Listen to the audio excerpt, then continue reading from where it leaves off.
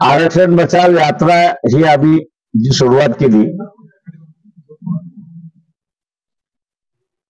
हिला सर प्रचंड मोठा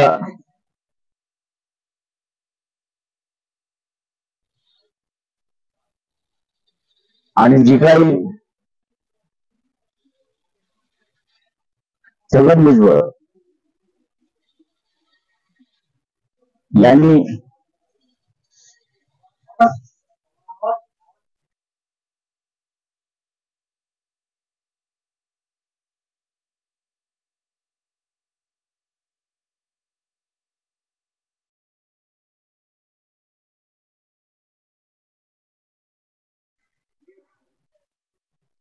सत्याहत्तर सालची नामांतराची परिस्थिती आहे.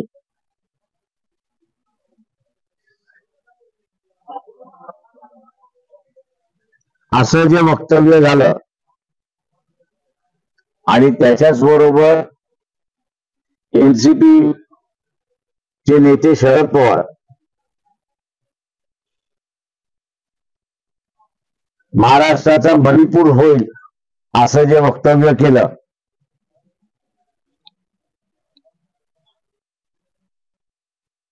आज खात्रीलायक आणि शाश्वतीने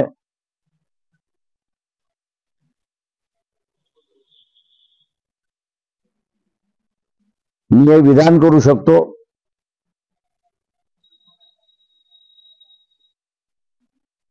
की जरांगे पाटील यांची जी मागणी आहे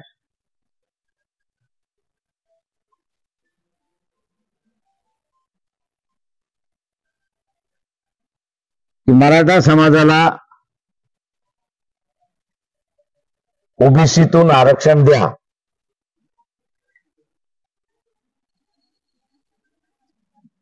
यातून जे 2 तट पडलेले आहेत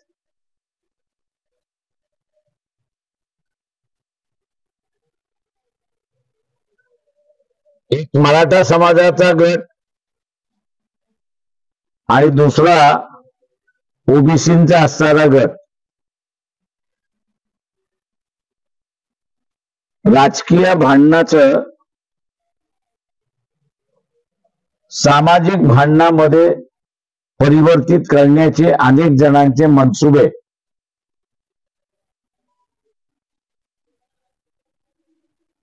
या यात्रेतून उद्ध्वस्त झाले.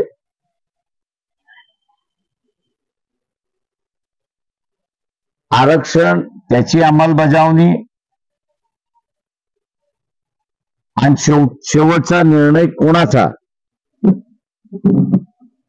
या संदर्भातलं सविस्तर माहिती आम्ही देत आलो.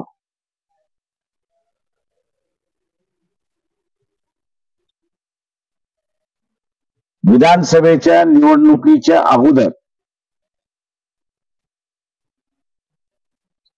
हे जे 2 तट पडलेले आहेत, जरांगे पाटील यांच्या मागणीच्या संदर्भात मराठा आणि ओबीसी, ते राजकीय भांडण इलेक्शन पुरतं कायम राहील असं मी त्या ठिकाणी मानतोय.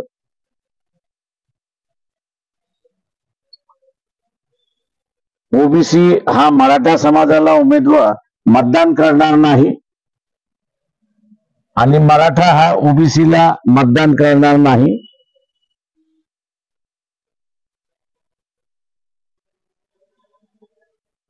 ओबीसीमध्ये ही नव्यानं आलेली जागृती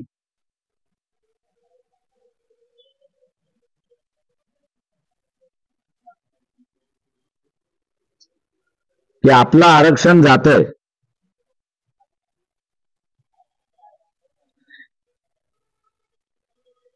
याची जाणीव झालेली आहे.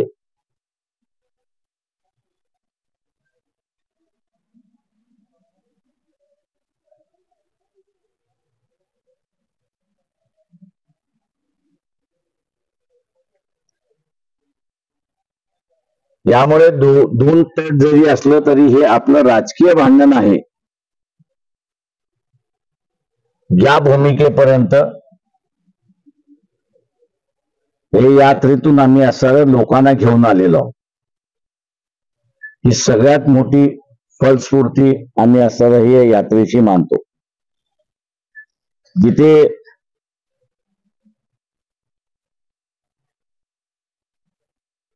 राजकीय पक्षाचे नेते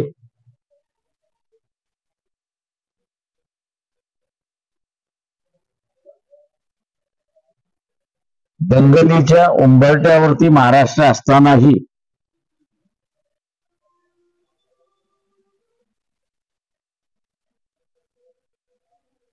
सामाजिक प्रश्नावरती भूमिका घेऊ शकत नाही,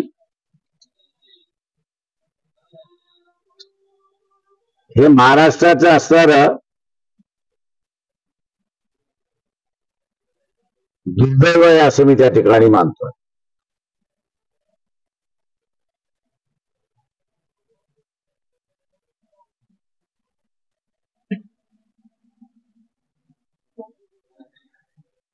राजकीय लीडरशिप किती कमकुवत आहे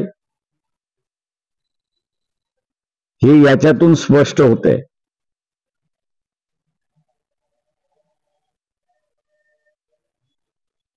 स्वतःच्या समाजाच्या विरोधात आहोत की बाजूने आहोत ही सुद्धा सांगण्याची हिंमत या नेत्यांमध्ये नाही.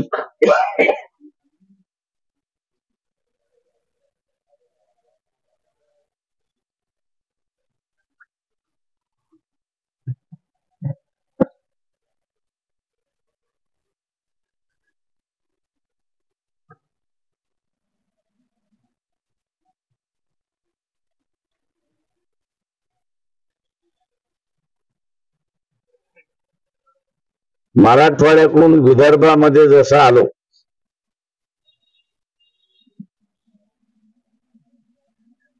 तशी पहिली बैठक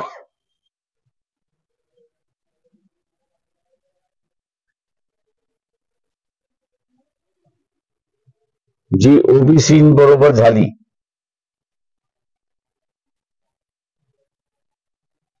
त्यामध्ये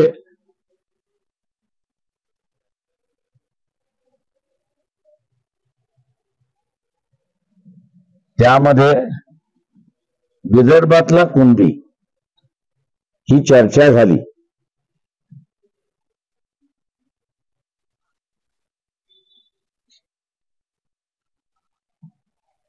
जे प्रतिनिधी उपस्थित होते धनगर समाजाचे, माळी समाजाचे, तेली समाजाचे, बंजारा समाजाचे,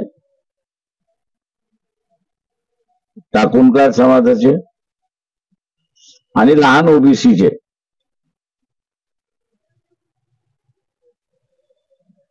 यांचा सवाल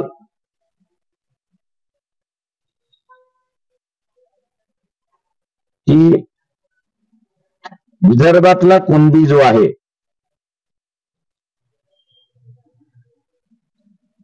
तो ओबीसी आहे याच्याबद्दल दुमत नाही,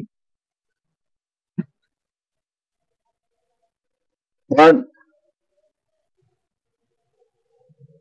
ऐरणीची वेळ आली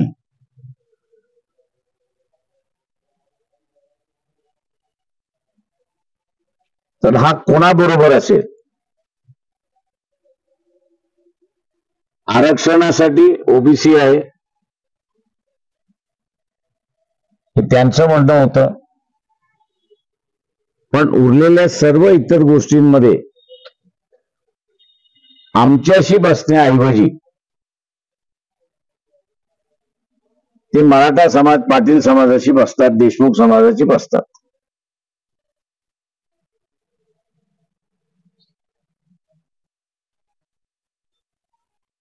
तेव्हा आपण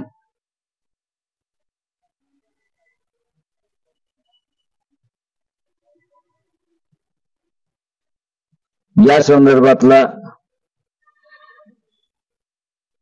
भूमिका घेतली पाहिजे.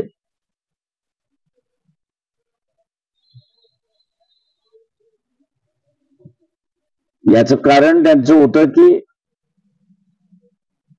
विधानसभेच्या माध्यमातून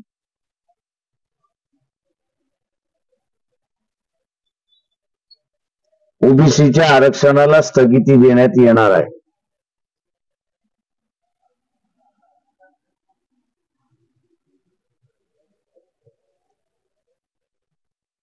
त्यातल्या काही जणांचं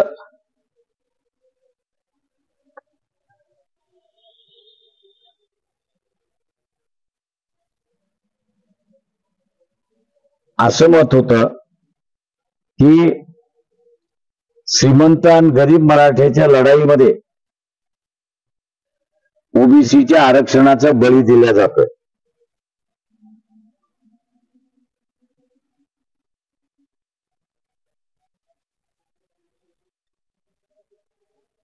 आणि अशा वेळेस कुणबी समाज कुठे राहील,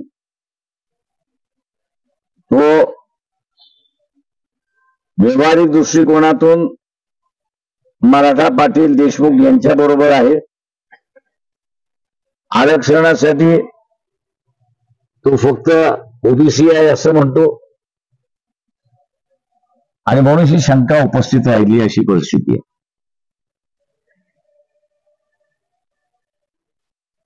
आणि ही शंका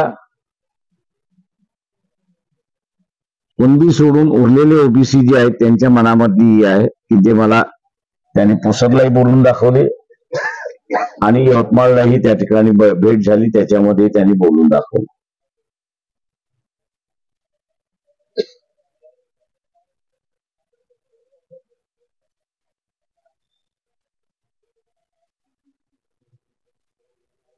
आपण आता विचार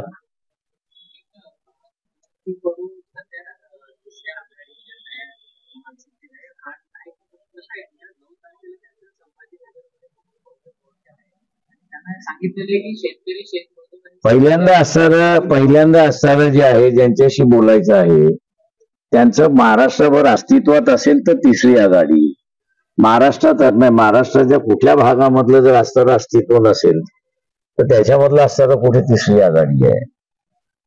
त्याच्यामुळे कोणाचं तरी नाव घेऊन आम्ही तिसरी आघाडी करतोय आणि इतरांची बार्गेनिंग करून मी त्याच्यावरती कॉमेंट करत नाही. राज ठाकरेंनी असं म्हटलं की महाराष्ट्रामध्ये आरक्षणाची गरज नाही, जातीच्या मुद्द्यावरून माफी भडकवण्याचं काम सुरू आहे असं थोडं राज ठाकरे. त्यांचं मत आहे. तुम्हाला वाटते प्रश्न असे ज्याला त्याला आपली मतं मांडण्याची गरज आहे, त्यांनी ते मत मांडलंय. आम्ही आमच्या रॅलीमधनं असं आमचं मत मांडलेलं आहे.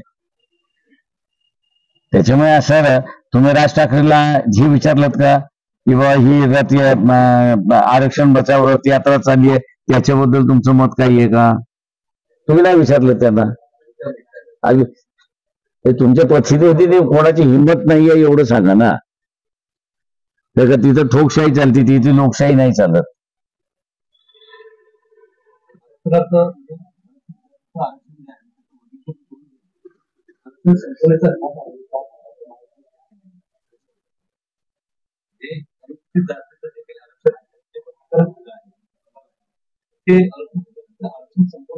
माझं स्टेटमेंट वाचलत का?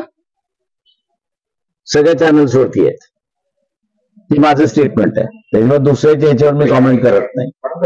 असं पण म्हटलं की पवारांनी आरक्षणाला हातभार लावणे, महाराष्ट्राला बळी होणार नाही याची काळजी पवारांनी ती आम्ही घेतली, ती आम्ही काळजी घेतली. आणि आज आम्ही ठामपणे सांगतोय की महाराष्ट्रामध्ये ना मणिपूर होणार ना दंगल होणार. त्याच्यामुळे हे जे मिलीभगतचा जो खेळ चाललाय ना तो त्यांना चालू द्या. आम्हाला महाराष्ट्र शांतता करायचा आहे, तो आम्ही शांतता करतो.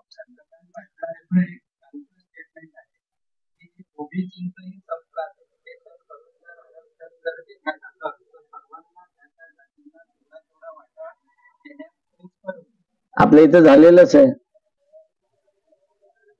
अभ्यास कमी दिसतोय मला. ते मी कालचं स्टेटमेंट नाही, मी आजचं तुम्हाला सांगतोय की बीजीएनटी हा वेगळा आलाय, डीटी हा वेगळा आलाय. त्याच्यामुळे असं त्यांचं वर्गीकरण झालेलंच आहे. येणाऱ्या काळात ओबीसी मध्ये पण कुणबी, धनगर, तेली अशा काही जातींचं वर्गीकरण सरकारचा काही डाव आहे? सरकारचा डाव मी जो म्हणालोय की विधानसभेनंतर विधानसभेच्या माध्यमातून जनगणनेचा प्रस्ताव, ओबीसींची जी मागणी आहे, जनगणनेचा जो जनगणना ओबीसींची झाली पाहिजे, त्याला मान्य करून जोपर्यंत जनगणनेच्या माध्यमातून टक्केवारी कळत नाही तोपर्यंत ओबीसीच्या आरक्षणाला स्थगिती. जे सुप्रीम कोर्टामध्ये झालं तीच विधानसभेमध्ये होण्याची दाट शक्यता आहे. आणि माझी खात्रीलायक माहिती आहे की या संदर्भातल्या काही व्यक्ती यांनी असा निर्णय होईल असं अनेक जणांना सांगत सुटलेत. त्यांचं म्हणणं आहे की आम्ही राजकीय नेत्यांशी बोललेलो आहोत आणि या दृष्टीला ते असणारं त्यांची सहमती आहे, पण इलेक्शन असल्यामुळे आम्ही भूमिका घेत नाही अशी परिस्थिती आहे. सुप्रीम कोर्टाने निर्णय दिला त्यात खरं तर शेड्यूल ट्राईबचा निर्णय देण्याची गरज नव्हती आणि त्यात एक अनुसूचित जातीतीलच सुप्रीम कोर्टाचे जज आहे ते स्वतः म्हणतात की क्रिमिलियर. म्हणूनच माझं कोणतं म्हटलं, माझं ट्विटच होतं की त्यांनी इम्प्लिमेंटेशन करायला सुरुवात करावी की मी क्रिमिलियर मध्ये येतो आणि म्हणून त्यांनी राजीनामा द्यावा. त्यांनी स्वतःपासून सुरुवात करावी. त्यांनी स्वतःपासून सुरुवात करावी. जर जजमेंट लिहिण्याची हिंमत आहे तर ती ऍक्शन मध्ये आणण्याची सुद्धा ताकद पाहिजे. आणि शरद पवारांच्या गाडी वाटलेल्या रिपीट काल झालेल्या त्यामुळे महाविकास आघाडीमध्ये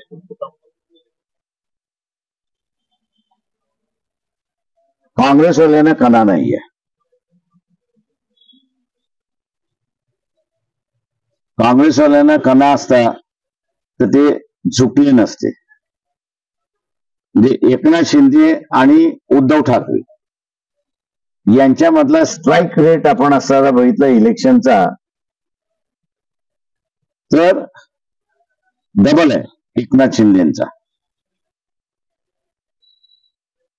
याचा सरळ सरळ अर्थ असा आहे की जी शिवसेनेची मतं आहेत, जी शिवसेनेची मतं आहेत ती शिवसेनेची मतं एकनाथ शिंदेकडे राहिली आणि एकनाथ शिंदेनाच शिवसेनेक आता खरा शिवसेना मानतोय. जे काही उद्धव ठाकरेंचा स्ट्राईक रेट आलेला आहे तो आरक्षणवादी आणि मुस्लिम याच्यामुळे वाढलेला आहे. त्याच्यामुळे हा दोन्ही क्लास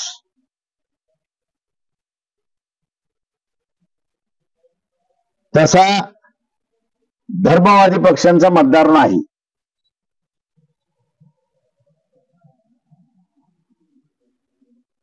त्याच्यामुळे काँग्रेसला कणा असता तर ही फॅक्ट त्यांनी त्यांच्या बैठकीमध्ये मांडली असती. पण आपल्याला असताना दिसतंय की काँग्रेस पार्टीमधला कोणी नेता हे मांडायला तयारही नाही अशी माझी माहिती आहे. त्या बैठकीमध्ये मांडायलाच तयार नाही. झालेल्या निवडणुकीत समाजाने संपूर्ण देशात काँग्रेसच्या बाजूने मतदान केलेलं आहे असं आता जो प्रिव्हिलियनचा विषय जातीय वर्गीकरणाचा विषय आला तर यात केवळ आंबेडकरी जे नेते आहेत, तुम्ही असाल किंवा चंद्रशेखर आझाद किंवा मायावती, केवळ आंबेडकरी नेते त्याला विरोध करत आहे. मात्र काँग्रेस किंवा इतर जे पक्ष आहेत त्यांनी आपली भूमिका अद्याप स्पष्ट केली. काँग्रेसने माझ्या अंदाज त्यांची भूमिका स्पष्ट केली, ती त्यांच्या मुख्यमंत्र्यांमार्फत स्पष्ट केली. तेलंगणामध्ये त्यांचा मुख्यमंत्री आहे आणि त्याच्याच बरोबर कर्नाटकमध्ये आहे की त्यांनी असं सांगितलं की आम्ही असताना हे काही जजमेंट लागू करू.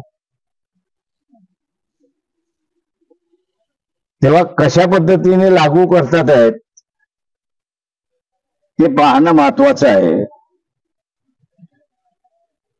जर का ज्युडिशरीमध्ये आज जर बघितलं तर 2% सुद्धा सॉरी 2% सुद्धा एसटी नाहीत आणि 6.7% हा एससी आहे अख्खी ज्युडिशरीमध्ये.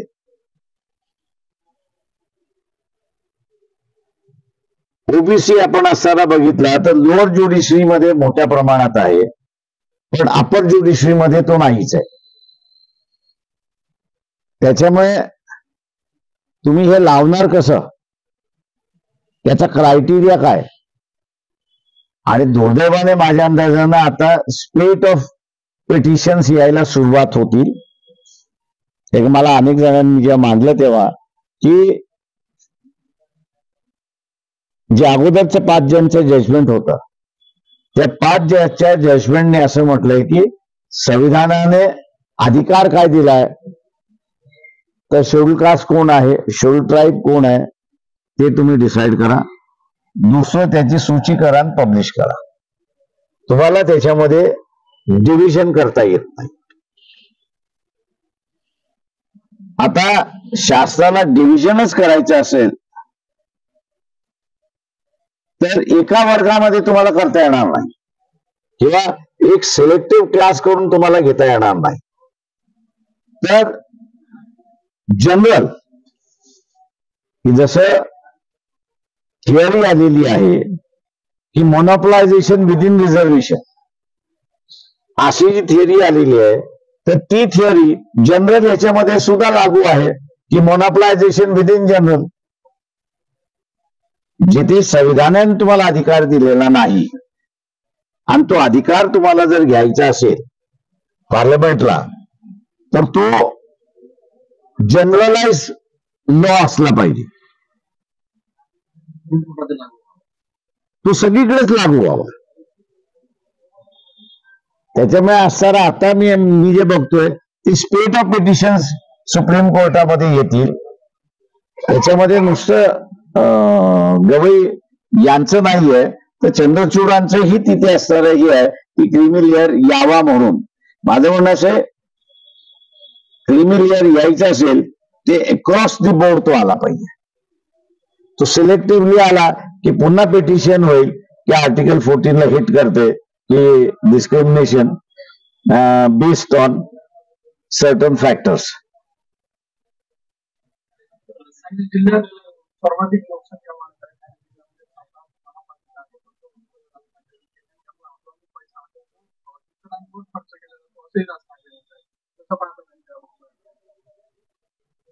अशा व्यक्तीला मी असं म्हणणार आहे की सरळ सरळ ताडापोटा लागला पाहिजे. बघा हे ब्रेकअप ऑफ द नेशन सरकारने मागे पुढे न बघता अशाना असारा आतमध्ये टाकून मोकळं झालं पाहिजे. जेव्हा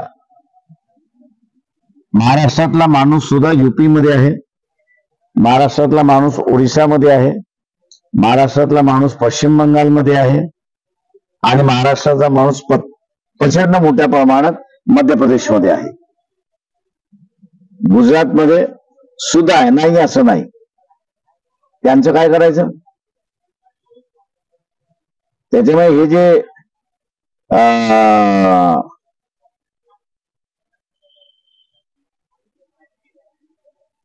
वक्तव्य समाज दुभगण्याची जी वक्तव्य आहेत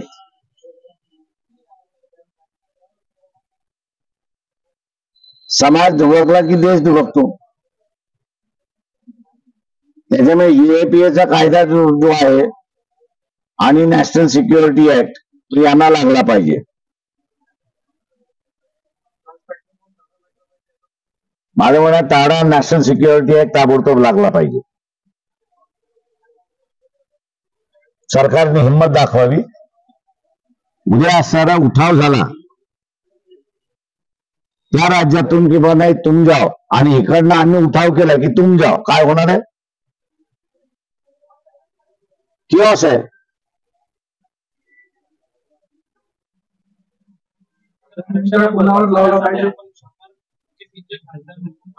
आमदार सॉरी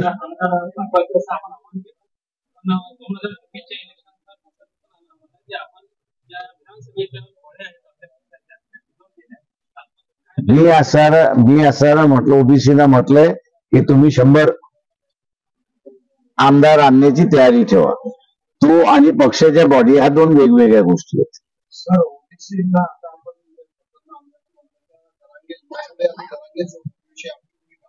आणि लोकसभेमध्ये ओबीसी आपल्यापासून तो मतदार मिळवला असं जर आपलं वाटत असेल तर आजची आपली भूमिका ओबीसी विषयी जी आहे की त्या लोकसभेमध्ये जे आपलं मतदान पर्सेंटेज कमी झालं. माझं म्हणणं असं आहे, तुम्ही माझी त्यावेळेची भूमिका समजली नाही, तुम्हाला आजचीच भूमिका समजली नाही. मी त्यावेळेस म्हणालो होतो की ओबीसीचं ताट वेगळं असलं पाहिजे आणि मराठ्यांचं ताट वेगळं असलं पाहिजे. त्याच्यावर ते शेवटी असं आहे की भेटणं न भेटणं हा वेगळा भाग आहे. जरांगेना सुद्धा असतं, आता तू माझीच भाषा बोलायला लागलाय की आम्हाला मिळणार नाहीये म्हणून. त्याच्यात मी बदललेलो नाही, इतर जण बदललेली आहेत. मी माझ्या भूमिकेशी ठाम आहे. त्यात पक्ष आणि आमची भूमिका ही एकच आहे. त्याच्यात कुठलाही बदल झाला नाही. त्याच्यामध्ये बदल फक्त त्याच्यात वाढ एवढी झाली की हे जे 55 लाख ओव्हरनाईट सर्टिफिकेट देण्यात आले, फॉर्म ऑफ कास्ट सर्टिफिकेट, त्याला आम्ही असणारा विरोध केलेला आहे. कुणबी जो आहे तो ओबीसी मध्ये आहेच. ज्याला पाहिजे तो अर्ज करेल आणि घेईल. तुम्हाला शोधून काढण्याची गरज काही आहे. शासनाचं ते काम नाहीये आणि म्हणून आम्ही त्याला विरोध करतो की 55 लाख ते रद्द करा. अमरावती जिल्ह्यामध्ये जिल्हाध्यक्ष आणि शहराध्यक्ष दोघांनी राजीनामे दिले. ते आम्ही एक्सेप्ट केलेले ते मोकळे झालेलो आहोत. लोकसभेच्या निवडणुकीनंतर राज्यभराचे तुम्ही कार्यकारी बरखास्त केले, तर आतापर्यंत कार्यकारी म्हणजे कार्यकारिणी नाही बरखास्त केली. तुम्ही चुकीची माहिती आहे तुमच्याकडे. आमच्या कार्यकारिणी कुठचीच बरखास्त झालेली नाही. अमरावती जिल्ह्याची झाली आहे कार्यकारिणी. राज्य कार्यकारिणी वेगळी आणि जिल्हा कार्यकारिणी वेगळी झाली. विधानसभा निवडणुका तोंडावर आलेल्या आहेत. पक्षाच्या बूथ बांधणी कार्यकर्ता बांधणी आमच्या सर ही बांधणी चालली असं म्हणा तुम्ही. या माध्यमातून यात्रेच्या माध्यमातून बांधणी चाललेली आमची.